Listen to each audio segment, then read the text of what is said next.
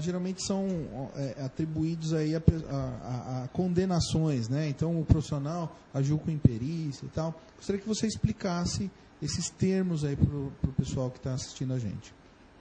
De forma simples, né? Dizer que um profissional é negligente é dizer que ele não seguiu as regras técnicas da profissão dele. Ou as regras técnicas ou regras da sua ética, não é? De alguma forma ele desobedeceu a alguma norma. Se eu tenho uma norma, por exemplo, no nosso Código de Ética Médica, que diz para que o profissional não faça consulta pelo telefone, e ele consulta um paciente pelo telefone, e esse paciente tem uma complicação, ele foi negligente. Porque pode até ser que, e eu acredito nisso, no seu íntimo o profissional não queria, claro, causar um dano para o paciente. Mas no momento em que ele assumiu o risco e fez algo que é preconizado como negativo, que é o atendimento pelo telefone, ele foi negligente, né? O profissional imprudente é o que arrisca, né? Então, por exemplo, o profissional que faz plantão à distância e que no momento em que um paciente, né, emergencial surge, ele foi tomar banho, ó. Aí ele tem que vai terminar o banho, depois ele vai ter que pegar o carro, depois ele vai ter que seguir para atender esse paciente. Ele foi imprudente, né? Ele não deveria ter feito no meio dessa... Ele está em plantão. Se ele está em plantão, ele é todo do paciente. Aliás, eu sou contra isso de plantão à distância. Eu acho que não funciona. O melhor é o profissional sempre perto de onde o paciente estiver. Mas é um profissional que foi imprudente. Eu falei de tomar um banho, mas vamos supor que ele viaje, né? Eu vou para o litoral, se houver algum problema, eu trabalho aqui na capital, vocês me ligam. Ele está sendo imprudente e negligente ao mesmo tempo. O profissional perito é aquele que, em tese, não tem habilidade para estar fazendo determinado procedimento que ele se propôs a fazer. Um caso que saiu bastante na mídia do profissional que, em Goiás, que decidiu fazer cirurgias plásticas sem que tivesse especialização e conhecimento, né, da técnica. Como médico, o médico pode fazer qualquer procedimento, mas é claro que o médico tem que saber qual é o limite dele. Eu posso ser advogada e não saber atuar em algumas áreas. Não saber porque eu resolvi me especializar em direito médico. Mas o profissional, mesmo o clínico geral, ele sabe que algumas competências são específicas de especialistas. Então, ele não vai operar um cérebro, né, sem que ele tenha estudado neurologia, por exemplo, ou cirurgia, né? É necessário que haja um conhecimento técnico. Quando o profissional não tem esse conhecimento técnico e ele decide fazer determinado procedimento, desde que não seja um caso de urgência e emergência, né, ele está sendo imperito. É difícil nós chamarmos um profissional de imperito, justamente por isso, porque, em tese, todo profissional pode fazer qualquer procedimento. Mas se ele resolve fazer sem que ele esteja habilitado, seja competente, vamos dizer assim, para aquele procedimento, eu entendo que há imperícia. Perfeito. Acho que uma das principais reclamações aí de pacientes é quando você vai conversar aí com o seu médico e você sai mais perdido, né, do que quando você entrou. Você sai, você não sabe o que você tem, ou você sai com uma lista de exames para fazer sem saber qual que é o objetivo final, né? Você acha, então, que essa comunicação médico-paciente deixa a desejar ou não? Você, agora há pouco, me fez uma pergunta em relação às causas principais, não é, de demandas judiciais, e eu podia ter apontado essa. Acho que a relação médico-paciente ela é essencial para que um tratamento seja bem desenvolvido, para que se possa avaliar a evolução de fato do paciente. E quando há um ruído na comunicação, certamente o paciente vai reclamar. Então, o paciente que não é esclarecido sobre... Ele chegou com uma dor de cabeça, né? O profissional sequer pôs a mão nele. E aí prescreve um remédio específico para dor de cabeça, mas não busca a origem, daquela dor de cabeça, a causa, né? A causa pode ser o quê? Pode ser o estresse, pode ser um tumor no cérebro, pode ser uma unha encravada no pé. Qual é o problema dessa dor de cabeça?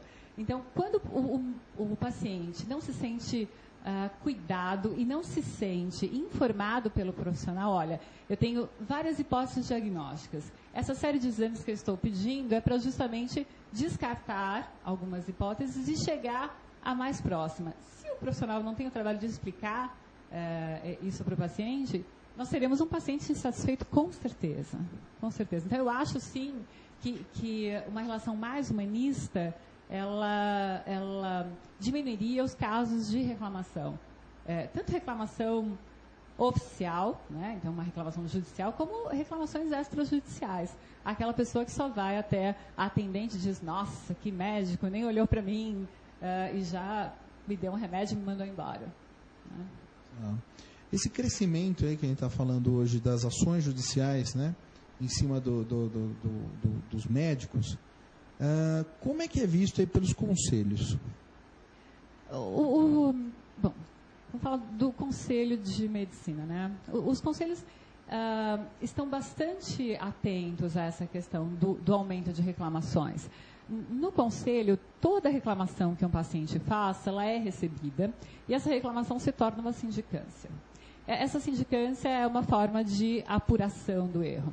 Mas algumas, como eu disse, algumas reclamações não são pertinentes, né, nem tecnicamente e nem factualmente. Então, elas podem ser arquivadas. Mas os conselhos têm sido bastante rígidos com a investigação, né, nessa necessidade de buscar no profissional o aperfeiçoamento. Não é só o aperfeiçoamento técnico, mas também o aperfeiçoamento técnico. Né? E no caso da odontologia, eu vejo que ainda há um caminho mais longo para trilhar. Eu acho que os conselhos de medicina estão mais atentos para esse crescimento de reclamações. E nos conselhos regionais de odontologia, eu ainda acho que, de uma forma ou de outra, os conselhos não têm trabalhado de forma preventiva, né, buscando melhorar essa relação, por exemplo, do cirurgião, dentista e do paciente, de forma ampla. Eu não vejo dessa maneira. Eu acho que os conselhos... Eles não estão criando ações preventivas. Não acho. Eu acho que os conselhos regionais de odontologia não chegaram nesse patamar. Né? E os de medicina? E eu acho que os de medicina estão muito mais preocupados com a questão ética e estão, de forma proativa, né, alertando o profissional. Existem alguns manuais específicos até. Por exemplo, um manual específico para ginecologista. Então, isso desde como ele tratar o paciente até questões técnicas. Eu acho que esses manuais, os protocolos, eles são importantes, porque isso não vai decidir o comportamento do profissional perante o seu paciente. Isso é individual. Mas aquele médico, ou, enfim, aquele cirurgião dentista, ele deve saber que a forma de tratar vai trazer uma consequência X ou Y. Né? Então, ele tem de ser avisado disso. E eu acho que o protocolo ou o manual de procedimentos é esse alerta. O melhor é fazer desta forma. Se você não fizer, você assume o risco. Né? E diante de uma denúncia, como é que o conselho, esses conselhos aí, eles agem? Né? Porque a gente escuta falar aí da máfia de branco, né? Que os médicos se protegem e tal. Como é que funciona? Eu não conheço essa máfia do branco, não acho que haja protecionismo, acho que o conselho tem sido, às vezes, até rígido demais com os conselheiros, com seus colegas. Né? Existe, sim, uma tentativa, eu acho que mais efetiva, de se buscar a verdade dos fatos. Se houve sempre a outra parte num processo ético-disciplinar. Muitas sindicâncias são arquivadas, mas muitas viram processo ético-disciplinar. E os conselheiros estão, sim, preocupados em conhecer a verdade dos fatos e a verdade técnica, né? Analisando os prontuários, buscando da melhor maneira possível entender se existe fundamento à reclamação do paciente. E eu tenho visto muitas condenações. Mesmo que seja a condenação mais leve, que é a de uma advertência, né, uma advertência confidencial, em tese só aquele profissional que recebeu a advertência vai saber, eu tenho visto o Conselho agindo de forma rígida. E qual que é a punição máxima aí que pode acontecer? Perder a suspensão. Bom, ele pode perder completamente o direito de exercer a medicina, o profissional, né? Mas é um processo muito difícil e existem alguns profissionais que já perderam, sim, os seus registros, não é? Mas entraram com mandado de segurança e continuam atuando. Existem casos no Brasil, lamentavelmente, em que isso ocorreu. Mas para se chegar a esse ponto, é necessário que o profissional tenha sido julgado penalmente, civilmente também, para se ter certeza que ele não tem capacidade para exercer a medicina, né? E mesmo depois que esse profissional como se costuma dizer popularmente, cassado, ele depois pode tentar novamente, após 5 anos, se reabilitar perante o Conselho, né? E aí o Conselho vai examinar, enfim, qual o histórico dele pregresso. Mas o que eu tenho visto infelizmente, esses mandados de segurança, né, com direito líquido e certo do profissional exercer a sua profissão, e alguns que não deveriam estar exercendo, estão exercendo. Recentemente aí surgiu uma revisão do Código de Ética de Medicina. Quais foram os principais pontos aí que foram revisados? Nós estamos falando de ética, né, e de autonomia do paciente. O que eu vejo é que o Conselho trouxe de principal, os profissionais que trabalharam, o grupo que trabalhou, não é, nessa revisão, na verdade, mais de 2.000 sugestões foram analisadas, houve vários encontros, são quase 2 anos aí em que se trabalha essa revisão. Mas o que eu vejo que se acentuou foi a preocupação com a autonomia do paciente. O paciente tem o direito à informação, ele tem o direito a decidir, e ao profissional cabe respeitar esse direito, né?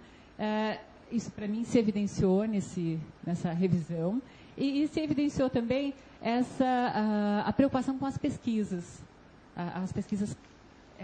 genéticas, né? Então, vedações éticas, proibições éticas de, por exemplo, o geneticista, né, não criar aí uma nova espécie, ou então, uma espécie humana, a gente pode chamar de uma raça mais pura, não sei, há várias teses sobre isso, mas, por exemplo, de usar a genética para discriminar as pessoas. Eu vi que o Código acentuou essa questão da tecnologia e da medicina, né? A tecnologia não pode servir para discriminar dentro da medicina as pessoas. Então, eu não posso, de forma alguma, tornar a pesquisa uma forma de discriminação, né? Isso eu achei que foi algo que se acentuou. Certeza. Doutora, eu gostaria de focar um pouquinho agora na sua consultoria, né?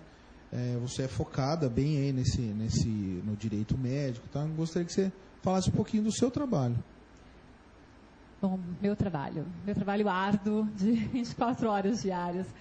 Eu realmente gosto do que eu faço, eu realmente gosto de estudar os temas médicos. Eu acho que aquele profissional que se propõe a exercer o direito médico, ele deve conhecer, inclusive, um pouquinho, não é, de medicina.